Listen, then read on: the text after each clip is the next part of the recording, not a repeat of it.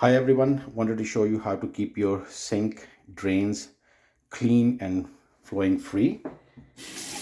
Now you see right now the sink is flowing completely free, it's not blocked. So most of the time it's your shampoo or your lotion or your soap, and especially the hair fall into the sink and it cause a blockage, which is a tenant responsibility to maintain them in a clean, free flowing order.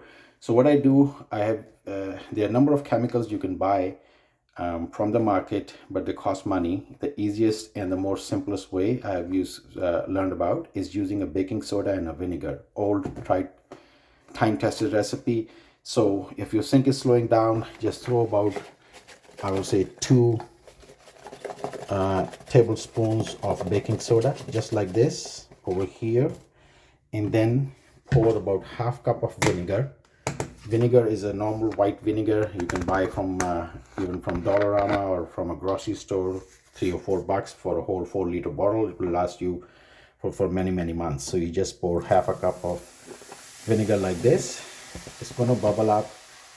Let it settle down for about 5 minutes, because it's going to dissolve all the grease and the hair and everything which is in the drain pipe, which might be causing a slowdown of the drain.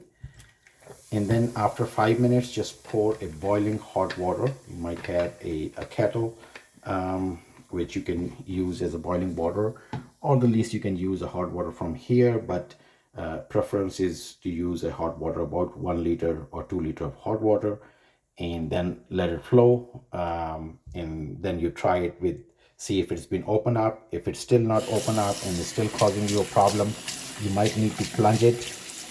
And to plunge it, I know in that scenario there will be a water here. Right now it's flowing very freely, so there's not accumulating. So I'm just going to use this cloth temporarily to accumulate some water to show you, if you have to plunge it, what to do. So let's see.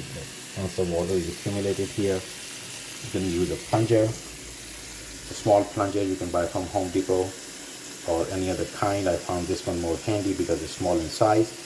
Okay, so ideally it's not enough water to show you, demonstrate it, but it's tell the purpose. So I'm going to take this out, and basically if the water was at that time not flowing, you plunge it like this. You may have to do it 20-30 times before the water starts flowing freely again.